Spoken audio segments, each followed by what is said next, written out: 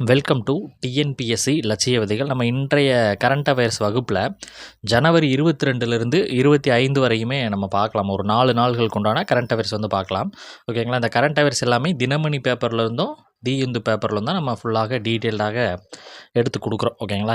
So நம்மளுக்கு தெரியும், சமீபத்தில் குரூப் 2A மெயின்ஸில் வந்து நம்மளுடைய கரண்ட் அஃபேர்ஸ் எந்த அளவுக்கு ரோல் ப்ளே பண்ணுச்சு அப்படின்றது குறித்து நம்ம ஒரு வீடியோ போட்டிருந்தோம். ஓகேங்களா?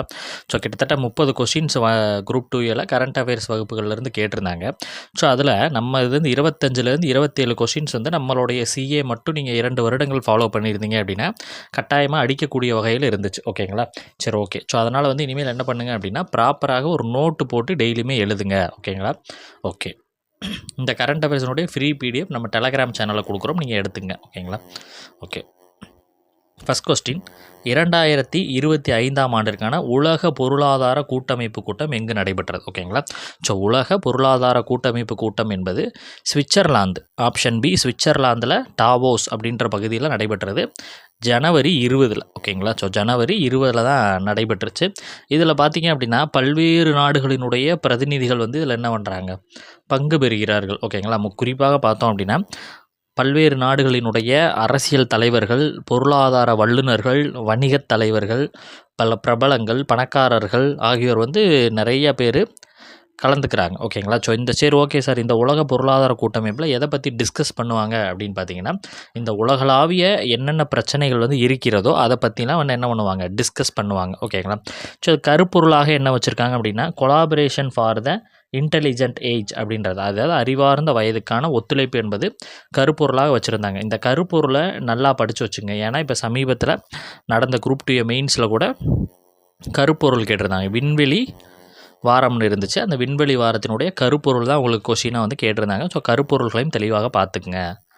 ஓகேங்களா? ஸோ சுவிட்சர்லாந்து தாவோஸில் நடைபெற்றிருக்கிறது. இரண்டாவது, கீழடி திறந்தவெளி அருங்காட்சியகம் என்பது எத்தனை கோடி செலவில் அமைய உள்ளது? கீழடி திறந்தவெளி அருங்காட்சியகம் என்பது எத்தனை கோடி செலவில் அமைய இருக்குது அப்படின்னா 17.10 கோடி செலவில் கிட்டத்தட்ட 5914 சதுர கிலோமீட்டர் அளவில் பண்ணப்பட்டிருக்கு. இது மட்டுமா அப்படின்னா கிடையாது. இதற்காக கங்கை கொண்ட சோழபுரம் அருங்காட்சியகமும் வந்துட்டு இந்த இரண்டிற்குமே தற்பொழுது அடிக்கல் நாட்டப்பட்டிருக்கிறது. ஓகேங்களா? அடிக்கல் நாட்டியவர் யார் அப்படின்னா நம்மளுடைய முதல்வர். ஓகேங்களா? ஸோ முதல்வர் அவர்களால் வந்து இந்த கீழடி திறந்தவெளி அருங்காட்சியகம் மற்றும் வந்துட்டு நம்ம கங்கை கொண்ட சோழபுரம் அருங்காட்சியகம் இரண்டிற்கும் அடிக்கல் நாட்டப்பட்டிருக்கிறது. இதில் கீழடி திறந்தவெளி அருங்காட்சியகம் பார்த்தோம் அப்படின்னா 17.10 கோடி செலவில் அமைக்கப்படும் அப்படின்னு சொல்லியிருக்காங்க. கங்கை கொண்ட சோழபுரம் பார்த்திங்கன்னா 22.10 கோடி, 22ன்னு கொடுத்துருக்கோம் இல்லையா, 10 கோடி செலவில். இது வந்து 2325 சதுர மீட்டரு. இது வந்து 5914 சதுர மீட்டர். ஓகேங்களா? இந்த நிகழ்ச்சியில் பார்த்திங்கன்னா இரும்பின் தொன்மை அப்படின்ற ஒரு நூல் வந்து வெளியீடு செய்யப்பட்டிருக்கிறது. இரும்பின் தொன்மை என்ற ஒரு நூல் வந்து வெளியீடு செய்யப்பட்டிருக்கிறது. இது தமிழ் நிலத்தில் இந்த இரும்பு காலம் எத்தனை ஆண்டுகளுக்கு முன்னாடி இருந்துச்சு, எத்தனை ஆண்டுகளில் இரும்பு என்பது பயன்பாடு எப்போ இருந்துச்சு அப்படின்றது குறித்து சொல்லப்படுகிறது. ஓகேங்களா? கிட்டத்தட்ட 5300 ஆண்டுகளுக்கு முன்பே இந்த இரும்பு தொழில்நுட்பம் தமிழ் மண்ணில் இருந்ததாக இதன் மூலமாக சொல்கிறாங்க. ஓகேங்களா? தென்னிந்தியாவை பொறுத்தவரை 3345 ஆண்டுகளுக்கு முன்னாடி அறிமுகம் அப்படின்னு சொல்லிட்டு சொல்கிறாங்க. ஓகேங்களா? சரி, ஓகே. மாங்காடு, கீழ்நமண்டி, மயிலாடும்பாறை, ஆதிச்சநல்லூர், சிவகலை போன்ற பகுதியில் இதற்கான விஷயங்கள் வந்து கண்டெடுக்கப்பட்டிருக்கிறது. ஓகேங்களா? சரி, ஓகே. அதே மாதிரி இந்த கீழடி அருங்காட்சியகத்திற்கான தனியாக ஒரு இணையதளமும் தொடங்கப்பட்டிருக்கிறது அப்படின்றத தெரிஞ்சுக்கணும். ஓகேங்களா? ஸோ நம்மளுக்கு தெரிஞ்சது கீழடி திறந்தவெளி அருங்காட்சியகம் மற்றும் கங்கை கொண்ட சோழபுரம் இரண்டிற்கும் வந்து அடிக்கல் நாட்டப்பட்டிருக்கிறது. ஓகேங்களா? சரி, ஓகே. மூன்றாவது கொஸ்டின், இந்தியாவினுடைய முதல் ஆப்டிக்ஸ் பூங்கா அப்படின்றது எங்கே அமைய இருக்குது? இந்தியாவினுடைய முதல் ஆப்டிக்ஸ் பூங்கா என்பது எங்கு அமைய இருக்கிறது? எங்கே அப்படின்னு பார்த்தீங்கன்னா மகாராஷ்டிரா. ஓகேங்களா? ஆப்டிக்ஸ் பூங்கா என்பது மகாராஷ்டிராவில் தான் அமைய இருக்கிறது. ஓகேங்களா? கிட்டத்தட்ட 12,000 கோடி முதலீட்டில். சரி, ஓகேங்க சார், இந்த ஆப்டிக்ஸ் பூங்கா என்பது யாரு கூட மகாராஷ்டிரா பண்ணுறாங்க அப்படின்னா இந்த ஃபராஸ் டிஃபென்ஸ் அப்படின்ற நிறுவனத்துடன் ஒப்பந்தம் போட்டிருக்கிறாங்க. இவங்க என்ன சொல்லியிருக்காங்க அப்படின்னா 2028க்குள்ளே இதற்கான வேலையை முடிக்கணும், அமைக்க வந்து ஒப்பந்தம் போட்டிருக்கிறாங்க. ஓகேங்களா? இது பார்த்திங்கன்னா பாதுகாப்பு, விண்வெளி, வாகனம், அதுக்கப்புறம் வந்து ஆட்டோமொபைலாக இருக்கட்டும், ஆட்டோமோட்டிவாக இருக்கட்டும், அதுக்கப்புறம் செமிகண்டக்டர் மற்றும் பிற பயன்பாடுகளுக்கான தொழில்நுட்ப ஒரு வழி வந்து வகுக்க உறுதி செய்யும் அப்படின்னு சொல்கிறாங்க. இதன் மூலமாக கிட்டத்தட்ட ஒரு 2000 பேருக்கு வேலை வாய்ப்பு கிடைக்கும் அப்படின்னு சொல்லப்படுகிறது. ஓகேங்களா? இது வந்து இந்தியாவினுடைய முதல் ஆப்டிக்ஸ் பூங்காவாக இது இருக்கும் அப்படின்ற மாதிரி நம்மளுக்கு சொல்கிறாங்க. ஓகேங்களா? ஓகே. 4வது கொஸ்டின், இஸ்ரேல் நாட்டிற்கான புதிய இந்திய தூதராக நியமனம் செய்யப்பட்டுள்ளவர். இஸ்ரேல் நாட்டிற்கான புதிய இந்திய தூதராக யார் நியமனம் செய்யப்பட்டிருக்கா அப்படின்னா ஜிதேந்திர பால் சிங். யார்? ஜிதேந்திர பால் சிங் அவர்கள் தான் வந்துட்டு நியமனம் செய்யப்பட்டிருக்கிறார்கள். ஓகேங்களா? இவர் பார்த்திங்க அப்படின்னா 2002 பிரிவினுடைய இந்திய வெளியுறவு பணிகள் அதிகாரியாக இருக்கிறார். மேலும் வந்து பாகிஸ்தான், ஆப்கானிஸ்தான், ஈரான் பிரிவு அதிகாரியும் தற்பொழுது இருக்கிறார். ஓகேங்களா? இதற்கு முன்னாடி பார்த்திங்கன்னா இஸ்ரேலின் தூதராக ரூவென் அஜார் அப்படின்ற இந்தியாவுக்கான இஸ்ரேல் தூதர், அதாவது அவர்கள் நாட்டில் இருந்து இருக்கிறவர். இது வந்து நம்ம நாட்டில் இருந்து வர்றவர். ஓகேங்களா? ஸோ இப்போ நம்ம தெரிஞ்சுக்கிட்டது ஜிதேந்தர் பால் சிங் இஸ்ரேல் நாட்டுக்கான புதிய இந்திய தூதராக தற்பொழுது நியமிக்கப்பட்டிருக்கிறார் அப்படின்றதான். ஓகேங்களா? 5வது கொஸ்டின், 2025ஆம் ஆண்டுக்கான சிறந்த சேவைக்கான விருது அறிவிக்கப்பட்டிருக்கிறது. அது யாருக்கு? 2025 சிறந்த சேவைக்கான விருது அறிவிக்கப்பட்டிருக்கிறது. அவர் யாருக்கு? தலை சிறந்த சேவை, சிறந்த சேவை கிடையாது, தலை சிறந்த சேவை. 2025ஆம் ஆண்டிற்கான தலை சிறந்த சேவைக்காக விருது அறிவிக்கப்பட்டிருக்கிறது. அவர் யார் அப்படின்னா ஆப்ஷன் ஏ மிருத்யுஞ்சய் மொஹபத்ரா. மிருத்யுஞ்சய் மொஹபத்ரா. இது ஒரு அமெரிக்க விருது. ஓகேங்களா? இது என்ன அப்படின்னா அமெரிக்க விருது 2025. ஓகேங்களா? சரி, ஓகேங்க சார். இந்த மிருத்யுஞ்சய் மொஹபத்ரா அப்படின்றவர் யார் அப்படின்னு கேட்டிங்கன்னா இவர் வந்து இந்திய வானிலை ஆய்வு மையத்தினுடைய தலைமை இயக்குனராக இருக்கிறார். அதே மாதிரி ஐநா வானிலை அமைப்பினுடைய முகமையினுடைய 3வது துணைத் தலைவராக இருக்கிறார். ஓகேங்களா? இது 4 ஆண்டுகள் வரை இவர் இருப்பார் அப்படின்ற நம்மளுக்கு தெரியும். ஓகேங்களா? அதே மாதிரி இந்த ஐநா வானிலை முகமை இருக்கு இல்லையா, இதுக்கு இந்தியாவினுடைய நிரந்தர பிரதிநிதியாகவும் யார் இருக்கா அப்படின்னா இவர் தான் இருக்கார். நிரந்தர பிரதிநிதியாகவும் இவர் தான் இருக்கிறார். ஓகேங்களா? WMO அப்படின்னு சொல்லிட்டு இங்கிலீஷில் சொல்லுவாங்க. ஓகேங்களா? வேர்ல்டு மெட்ரலாஜிக்கல் ஆர்கனைசேஷன் அப்படின்னு சொல்லிட்டு சொல்லுவாங்க. ஓகேங்களா? ஓகே. அமெரிக்க வானியல் சங்க அறிவியல் தொழில்நுட்ப ஆய்வு ஆணையம் இதை வந்து தெரிவிப்படுத்தி செஞ்சுருக்கிறாங்க. இவர் இந்திய வானிலை மைய தலைமை இயக்குனராக இருக்கிறார். ஐநா வானிலை முகமையினுடைய 3வது துணைத் தலைவர், WMO இருக்குல்ல, அதனுடைய 3வது துணைத் தலைவராக இருக்கார். 4 ஆண்டுகள் இருப்பார் அப்படின்ற மாதிரி இருக்கணும். ஓகே. அடுத்த 6, கேலோ இந்தியா குளிர்கால விளையாட்டுப் போட்டிகள் எங்கு நடைபெற்று வருகிறது? கேலோ இந்தியா குளிர்கால விளையாட்டுப் போட்டிகள் எங்கு நடைபெற்றது? இது வந்து 5வது பதிப்பு. ஓகேங்களா? இது எத்தனையாவது பதிப்பு? 5th, 5வது பதிப்பு. இது எங்கே நடைபெற்று வருகிறது? ஜம்மு காஷ்மீர், லடாக். A&Bன்னு போட்டுங்க. A&B 2 இடங்களில் தான் நடைபெற போகிறது கேலோ இந்தியா குளிர்கால விளையாட்டுப் போட்டிகள். யார் தொடங்கி வச்சா அப்படின்னா பிரதமர் மோடி அவர்களால் தொடங்கி வைக்கப்பட்டிருக்கிறது. ஜனவரி 23லேருந்து 27. ஓகேங்களா? ஜனவரி 23 to 27 நடைபெற்று முடிஞ்சிருக்கிறது. நம்ம இதற்கான மஸ்கட்லாம் பார்த்துருந்தோம். ஓகேங்களா? சூன் ஈசி அல்லது ஷான் அப்படின்ற ஒரு பனிச்சிறுத்தை அப்படின்னு சொல்லிட்டு பார்க்குறோம். அதே மாதிரி இதனுடைய 2வது கட்டம் எப்போ அப்படின்னா பிப்ரவரி 22, 25 2 கட்டங்களாக போட்டிகள் நடைபெறுகிறது. முதல் கட்டம் ஜனவரி 23, 27 லடாக்கில். 2ஆம் கட்ட போட்டிகள் என்பது பிப்ரவரி 23, 25 ஜம்மு காஷ்மீர். ஓகேங்களா? ஓகே. அடுத்தது 7, தேர்தல் ஆணையர்களுக்கான சர்வதேச மாநாடு எங்கு நடைபெறுகிறது? தேர்தல் ஆணையர்களுக்கான சர்வதேச மாநாடு எங்கு நடைபெறும்? இது வந்து எத்தனையாவது எடிஷன் அப்படின்னா 2வது எடிஷன். ஓகேங்களா? தேர்தல் ஆணையர்கள்னால் 2வது எடிஷன் புதுடெல்லியில் தான் வந்து தற்பொழுது நடைபெறுகிறது. எப்போ அப்படி சொன்னால் ஜனவரி 23. எப்போ நம்ம பின்னாடி கரண்ட் அஃபேர்ஸ் போகிறனால தான் ஒவ்வொரு டேட்டுமே சொல்கிறோம், நோட் பண்ணி வச்சுங்க. ஜனவரி 23. ஓகேங்களா? இதில் பார்த்தீங்க அப்படின்னா தலைமை தேர்தல் ஆணையர் ராஜீவ்குமார் அவர்கள் பங்கேற்றிருக்கிறாங்க. இலங்கை, இந்தோனேஷியா, உஸ்பெகிஸ்தான், கஜகஸ்தான், இது மட்டும் இல்லாமல் ஒரு 17 நாடுகள். எத்தனை நாடுகள் நோட் பண்ணி வச்சுங்க? 17 நாடுகளை சார்ந்த 43 பிரதிநிதிகள் இதில் கலந்து கொண்டு இருக்கிறாங்க அப்படின்னு சொல்கிறாங்க. இதனுடைய தலைப்பு நான் சொல்கிறேன், தலைப்பு எழுதி வச்சுங்க, இம்பார்ட்டன்ட். தலைப்பை வந்து எழுதி வச்சுங்க சார், கேட்பதற்கான வாய்ப்பு இருக்கும்.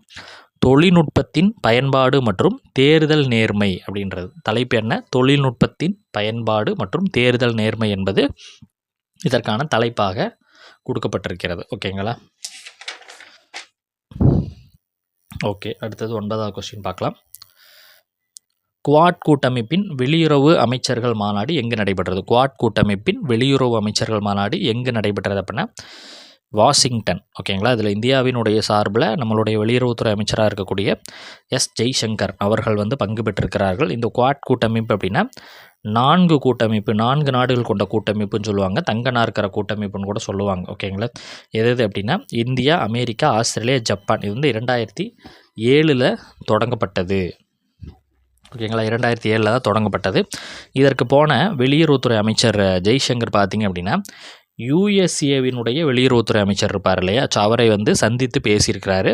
அந்த யூஎஸ்ஏ வெளியுறவுத்துறை அமைச்சருடைய பெயர் என்ன அப்படின்றத நோட் பண்ணி வச்சுங்க. ஓகேங்களா, என்ன அப்படின்னா மார்க்கோ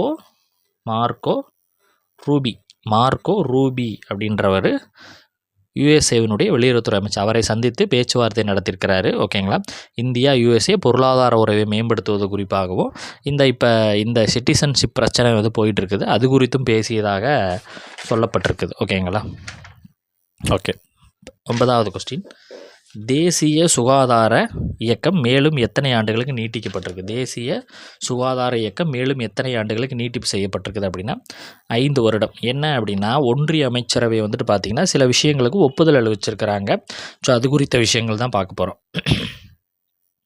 நாட்டின் பொது சுகாதார சேவைகள் மேம்பாட்டுக்கான இயக்கம். ஓகேங்களா, 2013 தேசிய சுகாதார இயக்கம் மற்றும் தேசிய நகர்ப்புற சுகாதார இயக்கம், தாய்சேய் நலம், நோய்கள் ஒழிப்பு, சுகாதார உள்கட்டமைப்பு வசதிகள் மேம்பாடலாம் இதன் கீழே தான் வரும். ஓகேங்களா, அதே மாதிரி தேசிய காசநோய் ஒழிப்பு திட்டத்தின் கீழே 2015 1,00,000 பேருக்கு 237 பேர் வந்து இருக்கிறாங்க. 2015 1,00,000 பேருக்கு எத்தனை பேர் காசநோயுடையவர்களாக இருந்தாங்க அப்படின்னா 237 பேர். இப்போ 2023 பார்த்திங்கன்னா 195ஆக அந்த காசநோயினுடைய எண்ணிக்கை குறைக்கப்பட்டிருக்கிறதாக இதில் தெரிவிப்பு செஞ்சுருந்தாங்க. மேலும் வந்து இந்த இந்திரதனுஷ் தடுப்பூசி இயக்கம், இதையும் வந்து உங்களுக்கு எக்ஸாமில் டிஎன்பிசி எக்ஸாமில் கேட்டிருக்காங்க ஆல்ரெடி. இந்த இந்திரதனுஷ் அப்படின்ற விஷயத்த என்ன, இது இந்த இந்திரதனுஷ் என்பது என்ன அப்படி இந்த கீழ்கண்டோட தொடர்புடையது என்ன அப்படின்ற மாதிரி. ஓகேங்களா, ஸோ இது என்ன அப்படின்னா ஒரு தடுப்பூசி திட்டம் தான். 34.77 கோடிக்கு அதிகமான குழந்தைகளுக்கு இந்த தடுப்பூசி இடப்பட்டிருக்கிறது அப்படின்ற டேட்டாவும் அதில் கொடுக்கப்பட்டிருந்துச்சு. கச்சா சணலில் குறைந்தபட்ச ஆதரவு விலை குவிண்டாலுக்கு 315 5,650 நிர்ணயம் செய்யப்பட்டிருக்கிறது. ஸோ இந்த மாதிரி பல்வேறு விஷயங்களுக்கு ஒன்றிய அமைச்சரவை என்ன பண்ணியிருக்கிறாங்க, தங்களுக்கு ஒப்புதல் கொடுத்துருக்குறாங்க. ஓகே, அடுத்தது 10வது கொஸ்டின், பெண் குழந்தைகளை காப்போம் பெண் குழந்தைகளுக்கு கற்பிப்போம் இயக்கம். பெண் குழந்தைகளை காப்போம் பெண் குழந்தைகளுக்கு கற்பிப்போம் இயக்கம் தொடங்கப்பட்டு இதோட எத்தனை ஆண்டுகள் தற்பொழுது நிறைவடைந்திருக்குது அப்படின்னா 10 ஆண்டுகள். ஓகேங்களா, 10 ஆண்டுகள் வந்து நிறைவடைந்திருக்கிறது. இந்த திட்டம் அப்போ எப்போ தொடங்கப்பட்டது அப்படின்னா தெரிஞ்சு வச்சுங்க, முக்கியம் 2015 ஜனவரி 22. பெண் குழந்தைகளை காப்போம் பெண் குழந்தைகளை கற்பிப்போம் என்ற இயக்கம் தொடங்கப்பட்ட ஆண்டு 2015 ஜனவரி 22. தற்பொழுது தொடங்கப்பட்டு 10 ஆண்டுகள் என்பது நிறைவடைந்திருக்கிறது. ஓகேங்களா, ஸோ இதை தொடங்கி வைத்தவர் யாருன்னா பிரதமர் அவர்களால் தொடங்கப்பட்டது. எதற்காக அப்படின்னா பெண் குழந்தைகளோட பாலின விகிதம் வந்து குறைந்து வர்றதை அதை மேம்படுத்தணும், மேலும் பெண்களுக்கான அதிகாரம் அளித்தல் தொடர்பான விஷயங்களை கவனம் செலுத்தணும். ஓகேங்களா, பெண் குழந்தைகளுக்கு அதிகாரம் அளிப்பதில் இது முக்கிய பங்கு வகிப்பதாக நம்மளுக்கு சொல்கிறோம். ஓகேங்களா, ஸோ இந்த விஷயங்களுக்காக தான் இந்த திட்டம் வந்து தொடங்கப்பட்டுச்சு. தற்பொழுது இது 10 ஆண்டுகளாக நிறைவடைந்திருக்கிறது அப்படின்றத விஷயத்தை நம்ம பார்க்குறோம்.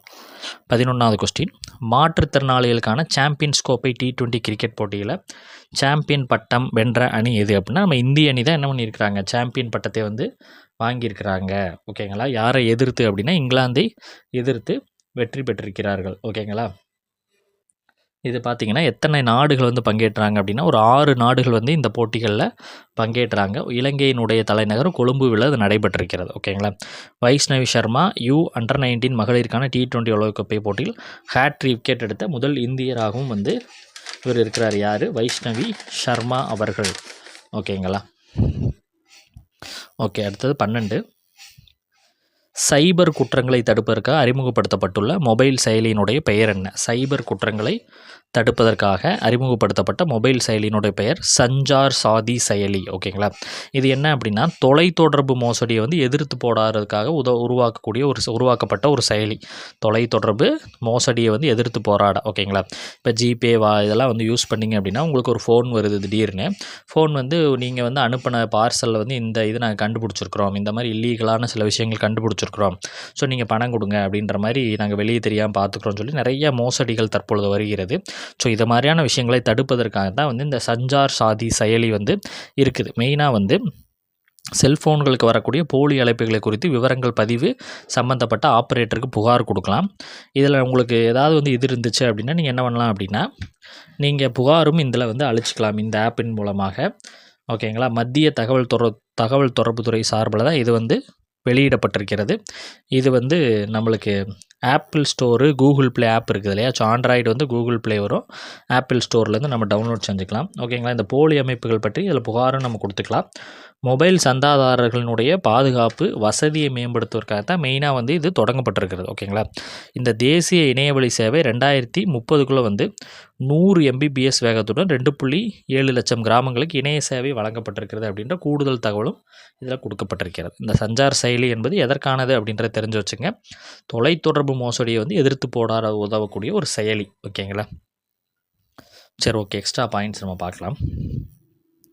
டங்ஸ்டன் கனிம சுரங்கம் அமைப்பதற்கான ரத்து செய்து ஒன்றிய அரசு வந்து என்ன பண்ணியிருக்கிறாங்க அப்படின்னா தீர்வு செஞ்சுருக்கிறாங்க. ஒன்றிய அரசு வந்து இந்த டங்ஸ்டன் அப்படின்ற விஷயத்திற்கு வந்து என்ன பண்ணியிருக்கிறாங்க, ரத்து அப்படின்ற மாதிரி செஞ்சுருக்கிறாங்க. அரிட்டாப்பட்டி மதுரை இருக்குது, அங்கே டங்ஸ்டன் சுரங்கம் ஏற்பதற்கான ஏலம் வந்து வெளியிடப்பட்டிருந்துச்சு. உடனே வந்து அங்கே இருக்கக்கூடிய மக்கள் எல்லாம் ஒன்று சேர்ந்து என்ன பண்ணாங்க அப்படின்னா அதை எதிர்த்து போராட்டங்கள் நிறையா வந்து பண்ணாங்க. ஸோ இதை எதிர்த்து வந்து மத்திய அரசு என்ன பண்ணியிருக்கிறாங்க மத்திய அரசு இதை ரத்து செஞ்சுருக்கிறாங்க. ஓகேங்களா? டொனால்ட் ட்ரம்ப் சில விஷயங்கள் பண்ணியிருக்கிறார், அவர் குறித்து பார்க்கலாம். உலக சுகாதார அமைப்புலேருந்து விலகியிருக்கிறார். WHO டொனால்ட் ட்ரம்ப் என்ன பண்ணியிருக்கிறாரு, விலகியிருக்கிறாரு. அவர் வந்து இப்போ அவர் தான் வந்து அதிபராக இருக்கிறார். அமெரிக்காவினுடைய 2வது அதிபராக அவர் மீண்டும் 2வது முறையாக வந்திருக்கிறாரு. இதில் வந்து சில விஷயங்கள் பண்ணியிருக்காரு, அதை பாருங்கள். WHO உடனடியாக விலகிட்டார். பிறப்புரிமை அடிப்படையாக வெளிநாட்டவரின் குழந்தைகளுக்கு குடியுரிமை வழங்குவது ரத்து செய்யப்படும் சொல்லிட்டார். ஓகேங்களா? இதனால் பல்வேறு இந்தியர்கள் வந்து இதில் பாதிக்கப்பட்டிருக்கிறாங்க. ஓகேங்களா? பிறப்புரிமை அடிப்படையில் வெளிநாட்டவரின் குழந்தைகளுக்கு குடியுரிமை வழங்குவது ரத்து செய்யப்பட்டிருக்கிறாரு. மெக்சிகோ வளைகுடாவை அமெரிக்க வளைகுடா என பெயரிட உத்தரவிட்டிருக்கிறாரு. அமெரிக்க மெக்சிகோ எல்லையில் தேசிய அவசர நிலை வந்து அறிவிப்பு செஞ்சுருக்கிறாரு. பாரிஸ் பருவநிலை ஒப்பந்தத்திலிருந்துமே அவர் என்ன பண்ணியிருக்கிறாரு, விலகியிருக்கிறாரு. இருபாலினத்திற்கு அங்கீகாரம் அளித்திருக்கிறார். ஓகேங்களா? ஸோ இந்த மாதிரி விஷயங்களை டொனால்ட் ட்ரம்ப் வந்து பண்ணியிருக்கிறாரு. ஓகேங்களா? பள்ளிச்சாளரம் என்ன சார், பள்ளிச்சாளரம் அப்படின்ற ஒரு புதிய வலைப்பக்கம், பள்ளிச்சாளரம் என்ற புதிய வலைப்பக்கம். இது என்ன அப்படின்னா, இந்த முன்னாள் மாணவர்கள் இருப்பாங்க இல்லையா, பள்ளிகளில் படித்த முன்னாள் மாணவர்களுக்கும் அவர்களினுடைய பள்ளிக்கும் இடையே வந்து ஒரு இணைப்பை ஏற்படுத்தக்கூடிய ஒரு தளமாக இந்த பள்ளிச்சாளரம் அப்படின்றது இருக்குது. இது ஆல்ரெடி இருக்கக்கூடிய நம்ம பள்ளி நம்ம ஊர் திட்டத்தினுடைய வலைதளத்தில் இது ஆல்ரெடி இடம்பெற்றிருக்கிறது. பள்ளிக்கல்வித்துறையின் கீழ் இயங்கக்கூடிய ஒரு வலைதளம். ஓகேங்களா? அரசு பள்ளியில் தற்போது பணியில் நிலைபுரிந்த ஆசிரியர் இருவருக்குமே ஒரு பாலமாக இது இருக்கும். அடுத்தது சரத் செயலி அப்படின்றது the research and rescue eight tool, புதிய தேடுதல் மீட்பு உதவி கருவி இந்திய தேசிய கடல்சார் தேவை மையம். ஓகேங்களா? அதற்காக இந்த விஷயங்கள் வந்து இருக்குது. ஜஸ்ட் இதெல்லாம் தெரிஞ்சுக்கங்க. ஓகேங்களா? KCBT செயலி என்பது கலைஞர் சானிட்டரி பஸ் டெர்மினஸ், கிளாம்பாக்கம் கலைஞர் நூற்றாண்டு பேருந்து முனையத்தை பயன்படுத்தும் பயணிகளுக்கு வழிகாட்டக்கூட வகையில் இருக்குது. ஓகேங்களா? ஸோ இந்த கிளாம்பாக்கத்தில் ஒரு புதிதாக ஒரு பேருந்து முனையம் ஏற்படுத்தலன்னு பல்வேறு சர்ச்சைகள் வந்து இருக்குது. ஓகேங்களா? ஸோ இங்கிருந்து அங்கே போவதற்கு கடினமாக இருக்குது, பஸ் வசதி இல்லை, நிறையா விஷயங்கள் இருக்குது. ஓகேங்களா? பஸ்ஸு வந்து புறநகர் பேருந்துகள் வெளியே போகிறதுக்கு டைம் ஆகுது, இது மாதிரி நிறையா இருக்குது. ஸோ அதனால் வந்து இந்த செயலி மூலமாக எப்படி போகணும், பயணிகளுக்கு வழிகாட்டக்கூடிய இந்த செயலியை டவுன்லோட் பண்ணிக்கலாம் அப்படின்னு சொல்லியிருக்காங்க. டிஜிட்டல் மர ஆதார் மரங்களுக்கு ஆதார் வழங்கப்பட்டிருக்கிறது. மனிதர்களுக்கு எந்த மாதிரி ஆதார் கார்டுகள் இருக்குதோ அது மாதிரி மரங்களுக்கு வழங்கப்பட்டிருக்கிறது அப்படின்றது. எங்கே அப்படின்னா, இந்த சினார் மரங்களை பாதுகாக்க ஜம்மு காஷ்மீர் அந்த பகுதியில் இருக்கக்கூடிய பகுதிகளுக்கு தான் வந்து மரங்களுக்கு தனியாக ஆதார் கார்டு வழங்கப்பட்டிருக்கிறது. மரங்களுக்கு தனியாக ஆதார் என்ற விஷயம் வந்து வழங்கியிருக்கிறது. 2000 ஆண்டுகளுக்கு பழமையான மரங்களாக இது இருக்கிறது. 2000 ஆண்டுகளுக்கு பழமையான மரங்களாக இது வந்து இருக்குது. ஓகேங்களா?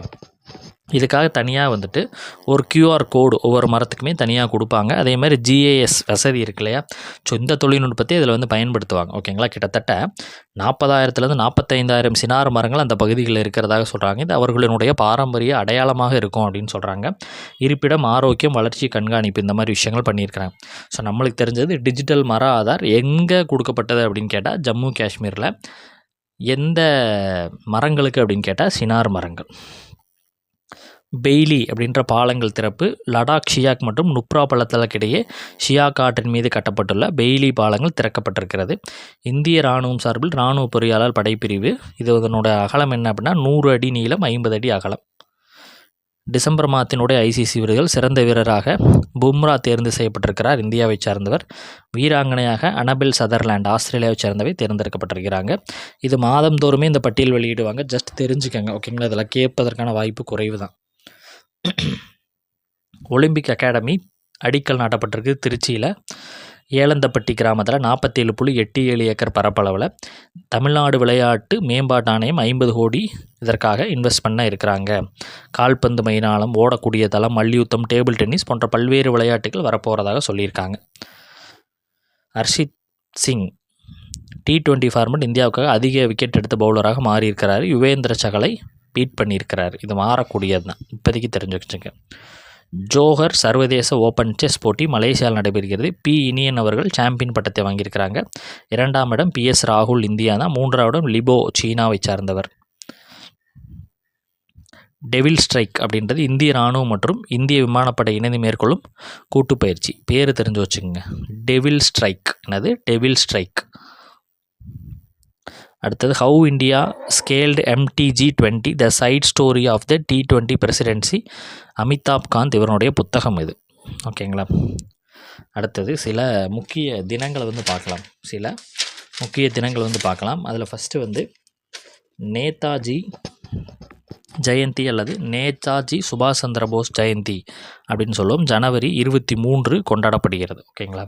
இல்லைன்னா பரக்ரம் திவாஸ் அப்படின்னு நம்ம சொல்கிறோம். இல்லைன்னா இங்கிலீஷில் என்ன சொல்லுவாங்க அப்படின்னா பரக்ரம் திவாஸ் அப்படின்னு சொல்லுவோம்.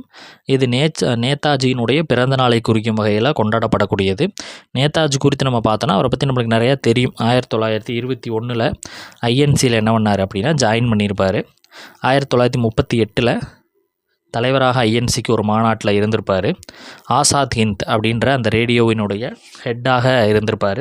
ஸோ இந்த மாதிரி நேதாஜியினுடைய பல்வேறு விஷயங்கள் நம்மளுக்கு தெரிஞ்சது தான். ஓகேங்களா. ஓகே, அடுத்த தினம் பார்க்கலாம். இந்த தினம் என்பது ரொம்ப முக்கியமான தினம். தேசிய பெண் குழந்தைகள் தினம் என்பது மிக முக்கியமான தினம். ஜனவரி 24 தேசிய பெண் குழந்தைகள் தினம் என்பது ஜனவரி 24 இன்டர்நேஷ்னல் எஜுகேஷன் டே அப்படின்னு சொல்லுவோம். நேஷ்னல் கேர்ள் சைல்டு டே அப்படின்னு சொல்லுவோம். ஜனவரி 24 சமுதாயத்தில் பெண்கள் எதிர்கொள்ளும் சவால்களை முன்னிலைப்படுத்தி அவர்களின் உரிமைகளை பாதுகாக்க இந்த நாளை நம்ம மெயினாக செலிப்ரேட் பண்ணுறோம். ஓகேங்களா. அவர்கள் எதிர்கொள்ளக்கூடிய சவால்களை முன்னிலைப்படுத்தி அவர்களின் உரிமைகளை பாதுகாக்க இந்த நாள் மேம்படுத்தப்படுகிறது. கருப்பொருள் ஒளிமயமான எதிர்காலத்திற்காக பெண்களை மேம்படுத்துதல் அப்படின்றது. அடுத்தது சர்வதேச கல்வி தினம் ஜனவரி 24 இன்டர்நேஷ்னல் எஜுகேஷன் டே. உலகளாவிய அமைதி மற்றும் நிலையான வளர்ச்சியை கொண்டாடுவதற்காக மற்றும் கல்வியின் பங்கை கொண்டாடக்கூடிய வகையில் இந்த தினம் என்பது முக்கியமாக செலிப்ரேட் பண்ணுறாங்க. இதனுடைய கருப்பொருள் என்ன அப்படின்னா செயற்கை நுண்ணறிவு மற்றும் கல்வி தன்னியக்க உலகில் மனித நிறுவனத்தை பாதுகாத்தல் அப்படின்றது கருப்பொருளாக வைக்கப்பட்டிருக்கிறது. அடுத்தது தேசிய சுற்றுலா தினம் ஜனவரி 25. ஓகேங்களா. நேஷ்னல் டூரிசம் டே ஜனவரி 25. கருப்பொருள் உள்ளடக்கிய வளர்ச்சிக்கான சுற்றுலா அப்படின்றது. ஓகேங்களா. ஸோ முக்கியமாக பார்த்தோம் அப்படின்னா சுற்றுலாத்துறையை ஊக்குவிக்கணும், சுற்றுலாவை மேம்படுத்துறதுக்காக தான் இந்த தினம் முக்கியமாக கொண்டாடுறாங்க. வெளிநாட்டு சுற்றுலா பயணிகளை ஈர்க்கக்கூடிய கலாச்சாரம் நிறைந்த பாரம்பரியத்தை இந்தியா கொண்டிருக்கிறது அப்படின்றது நம்மளுக்கு அனைவருக்குமே தெரிஞ்சது. ஓகேங்களா. ஸோ இந்த சுற்றுலாத்து மூலமாக நிறையா வருவாயை ஈட்ட முடியும். ஓகேங்களா. ஓகே, அடுத்தது தேசிய வாக்காளர் தினம். ஓகேங்களா. நேஷ்னல் ஓட்டர்ஸ் டே ஜனவரி 25 கொண்டாடப்படுகிறது. ஓகேங்களா. ஸோ இதுவுமே எக்ஸாமில் உங்களுக்கு கேட்டிருக்காங்க. வாக்களிப்பது போல் எதுவும் இல்லை, நான் உறுதியாக வாக்களிக்கிறேன் தீமாக வைக்கப்பட்டிருக்கு. இந்த தினம் முதல் முறையாக 2011 கொண்டாடப்பட்டது. ஓகேங்களா. 2011 தான் ஃபஸ்ட் டைமாக செலிப்ரேட் பண்ணாங்க. மன்மோகன் சிங் அவர்கள் தான் இதற்கு சட்ட அங்கீகாரம் கொடுத்தார். யார்? மன்மோகன் சிங் தான் இதற்கு சட்ட அங்கீகாரம் என்பது கொடுத்தாரு. சரி, ஓகே. இந்த தினம் எதை வச்சு கொண்டாடுறாங்க அப்படின்னா தேர்தல் ஆணையம் நிறுவப்பட்ட தினத்தை முன்னிட்டு தான் இந்த ஜனவரி 25 என்பது கொண்டாடுறாங்க. கடைசியாக மொழிப்போர் தியாகிகள் தினம் ஜனவரி 25. ஓகேங்களா. இந்தி எதிர்ப்பு மொழிப்போர் அப்படின்னு சொல்கிறோம். நம்மளுக்கு பார்த்தோம் அப்படின்னா இந்த 1937 காலகட்டத்தில் ராஜாஜி என்ன பண்ணார், சிஎம்மாக ஆறினார். அப்போ 1938 இதற்கான ஆணை ஒன்றை அவர் பிறப்பிச்சிருப்பார். ஓகேங்களா. ஸோ அப்போ பல்வேறு போராட்டங்கள் நடைபெற்றதை ஒருத்தி 1940 கைவிடுவதாக அறிவிப்பு செய்வார். மறுபடியும் என்ன பண்ணுவாங்க, 1948 மீண்டும் இந்த இந்தி சார்ந்த விஷயங்களை கொண்டு வரப்பட்டது, மறுபடியும் ரத்து செய்யப்பட்டது. இந்த மாதிரி வரலாறுகளை நம்ம படிச்சிருக்கிறோம். ஓகேங்களா. ஸோ இதோட இந்த 4 நாளுக்கான கரண்ட் அஃபேர்ஸ் வகுப்பு முடியுது. நம்ம அடுத்தடுத்த வகுப்புகளை சந்திக்கலாம். தேங்க்யூ.